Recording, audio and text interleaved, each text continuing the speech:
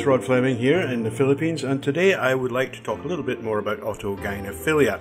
Now, as you know, I hope you know by now, I offer counselling to men who have this problem. And it is a very widespread problem indeed. Many men suffer from it. So we're going to go and look today at a couple of things that are useful to people who might think they have this, might be struggling with it. And the one thing I would have to always repeat, you do not have to succumb to autogynephilia. It is quite possible to manage it, and many people do. It is not the end of the world. You do not have to become a pseudo-woman just because you've got autogynephilia. There are ways of coping with it.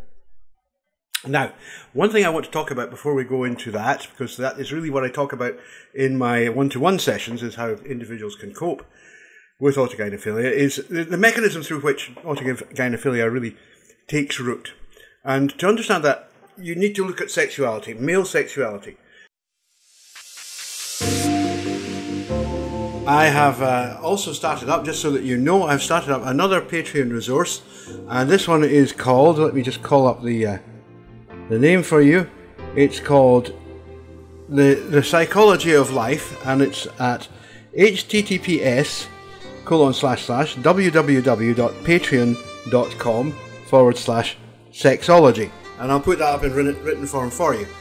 I will be putting many things which are specific to autogynephilia on that Patreon. Now, I know that there's lots of autogynephiles out there who will say, oh, it's got nothing to do with sexuality. They're lying. They are lying to themselves, and they are lying to you. It's all about sexuality. Autogynephilia is entirely about sex drive. So let's have a look at how it actually works. And to do that, let's look at what normal men do. Any ordinary man is perfectly capable of producing erotic imagery in his own head, sufficient that if he wants to, he can orgasm.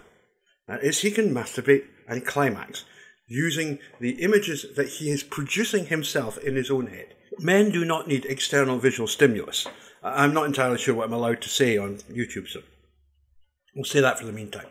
They don't need it. They can invent it in their heads quite easily. That's what they did for the many thousands of years before there was the incredible wealth of visual stimulatory material that we have today. It's not necessary. Men have an inbuilt circuit that allows them to do that. And so do women. So do women. Theirs is slightly different, but we're only concerned about men here just now. So what is this? Essentially what happens is that men develop an erotic target. That is, normally if they're heterosexual men, that will be a woman who is very feminine, who is erotically attractive to them. She might not be particularly pretty. In fact, she might not even have a face, but she will have characteristics. Because remember, she's imaginary. She's an imaginary person. She will have characteristics and she will have behaviours that the man finds stimulating. Exciting, in fact. Exciting enough such that he can actually reach the climax he's seeking. And all men can do this. All men do this. I'm really not aware of any men, maybe some monks maybe, but I personally think they're lying too, that don't use this. And even when people report nocturnal emissions, frequently they report that these have been associated with highly erotic imagery, which is happening in a kind of semi-dream state at the time. So this mechanism is really, it's just a part of being a guy. Now, once you've realised that, the next bit should become quite simple. See, what happens in autogynephilia is that instead of this being a fantasy that you use to stimulate yourself, and you go, right, well, I have need of relief at the moment, so, I will go and do this thing in the bedroom or the toilet or wherever you go. But it's focused on some other person. It's focused on this image of a woman. If you're heterosexual, it will be a woman, an image of a male if you're a homosexual male. If you're heterosexual, it'll be an image of a woman who really rings your bell, who really is like, yeah, she's really exciting. And it might focus on things like breasts, might focus on hips, might focus on the actual sexual organs themselves. It might focus on behaviours the kind of things she does, that sort of thing. It's as I say, sometimes they don't even have faces. It could just be, this kind of representation. The problem with autogynephilia is when that stops being understood as being a representation of somebody else. Perhaps somebody that you would like to meet, perhaps somebody that you would like to have sex with, but not yourself, somebody else. And the problem with autogynephilia is that becomes inverted. It reflects back on itself, such that you yourself become the target of your own erotic desire. And this is it is a form of autoeroticism. I'll try that again. It is a form of autoeroticism, but it's a really pernicious one. I mean, all men are autoerotic because they can do the thing we've just discussed. They can actually get themselves turned on and become sexually excited, all on their little tods, all on their lonesomes. Autogynephilia is the very specific case when this becomes reflected back onto the person himself, so that he becomes his own erotic target. And that's catastrophic. That is totally catastrophic. And you really must not encourage that. Now, there are a number of things which do appear to encourage a bad result with autogynephilia. Now, before I say this, I will say that we don't really know what causes autogynephilia in everyone. It might be that there are some people who are psychologically predisposed towards it because of some kind of childhood thing, possibly even some kind of genetic thing. But most men, let us be quite clear, most men do it to themselves. Most men get all hot and bothered about particular forms of imagery, and they make themselves autogynephilic. And that's important, because if you made yourself autogynephilic, you can unmake the autogynephilia. You can turn it round. Right? Now, there might be some people out there for whom it's just impossible. It's just not possible because, they were genetically autogynephilic, or some major trauma in their life caused this, which requires much greater and deeper analysis. But essentially, if your autogynephilia is the result of your self-pleasuring practices, then you can change it. You can stop it, and therefore you can stop it destroying your life. And your life is as a man. You are not a woman.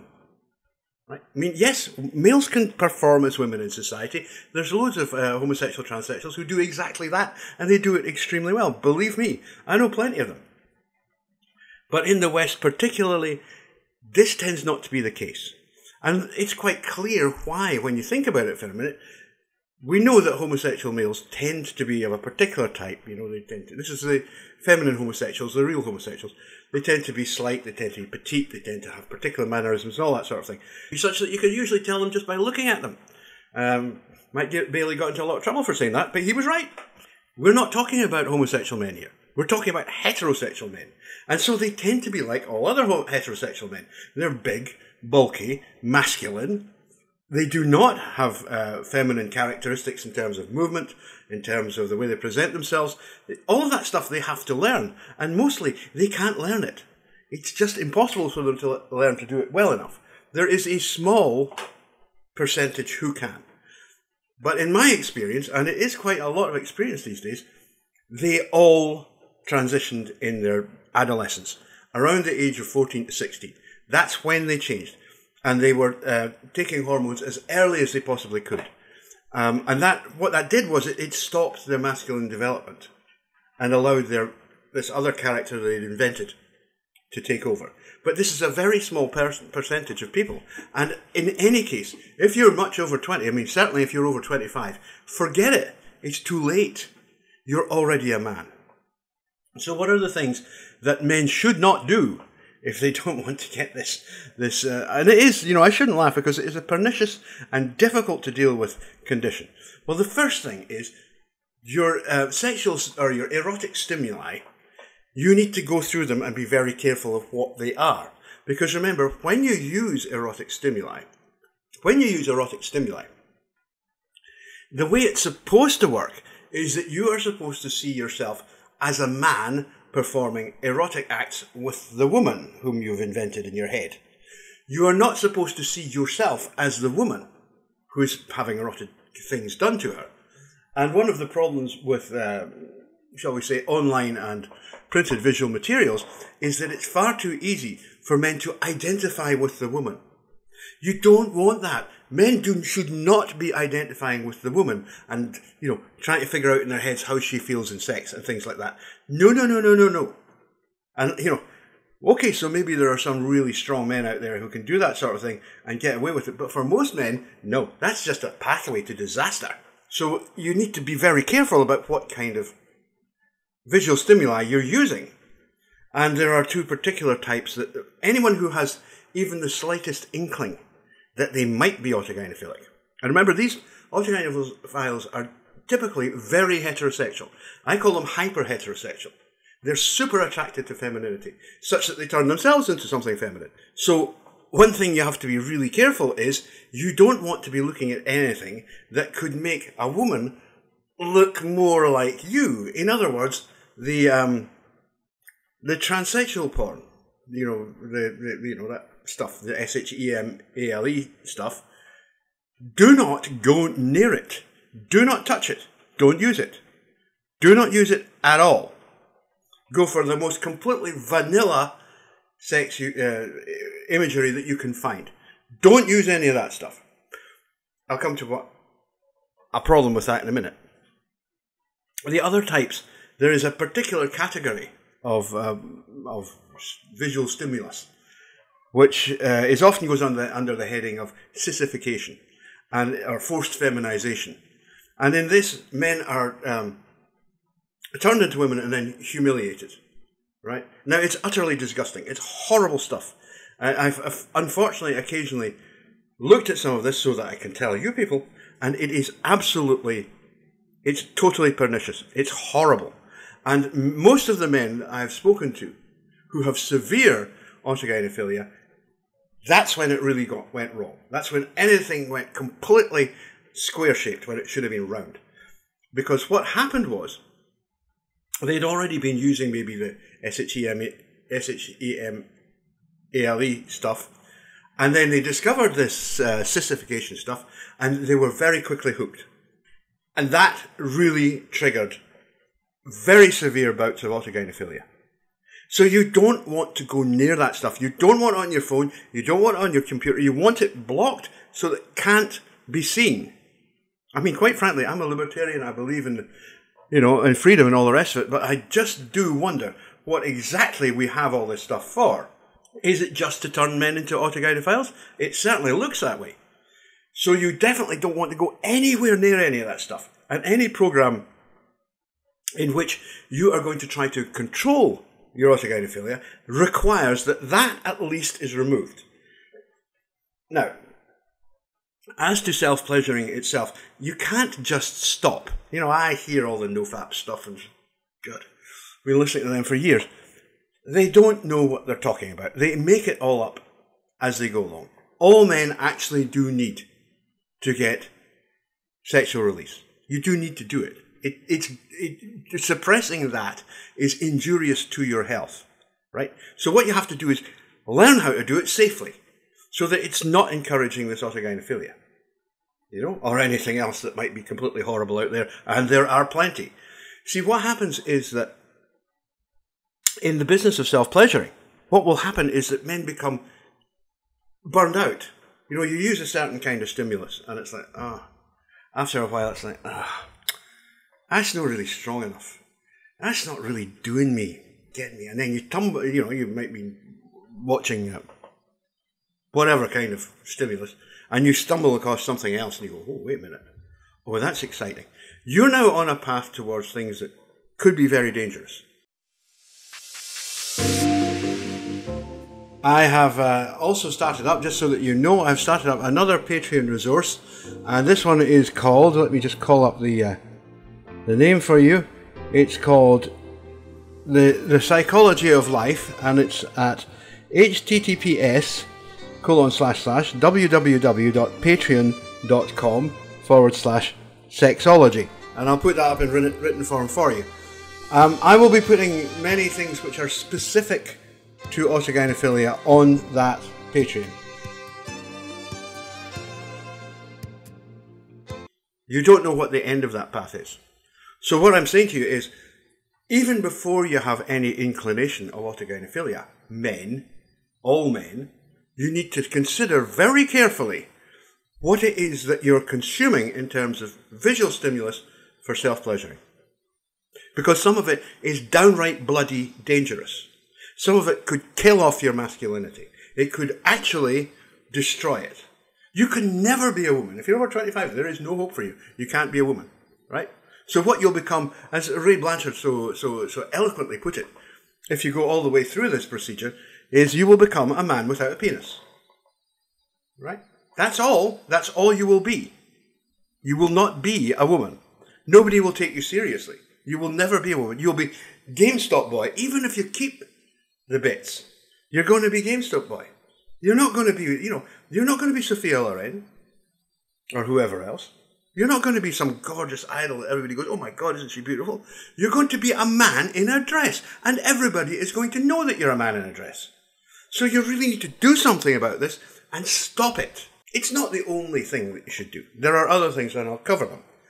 But as regards this visual stimulation for self-pleasuring, all men have to be really, really careful about what they watch.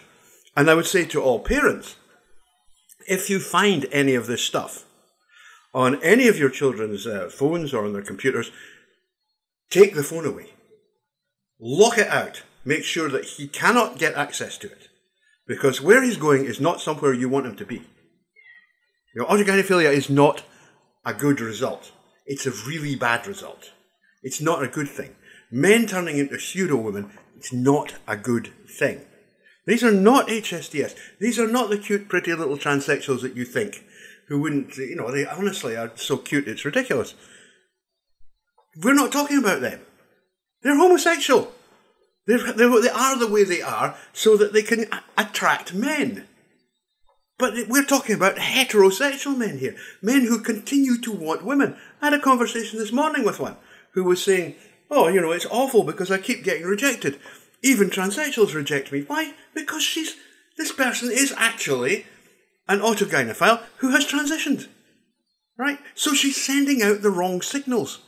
Gender exists as a mate attraction strategy. Males are masculine to attract females, and females are feminine to attract males. It's really that simple. And when you start to pretend that that's not the case, you get into all sorts of trouble. And that's what's happening here. You've got heterosexual men who are attracted to women, remember, heterosexual, appearing in women's clothing and wondering why women reject them. Wondering why lesbians won't go near them. Because lesbians aren't stupid. I mean, I know plenty of lesbians, and they're not stupid women, by and large. Yeah, some of them are, but hey, there are plenty of stupid men too. This is not sexist. They're not going to go near you because they know that you're not a woman. Even after you have your dick lopped off, they still know that. And the only ones who are going to be interested in you are those who are extremely politically motivated. And they're not interested in you. They're interested in making a public statement about who they're prepared to go out with. So anyway, that's enough for that one today. Stay away from the dangerous stuff. Don't go near it. Absolutely don't go near it. Treat it the way you would treat, images of children. Totally and absolutely not allowed. Don't go near it. Don't touch it. Have nothing to do with it. Okay. So, I'll speak to you again soon in the future. Bye for now.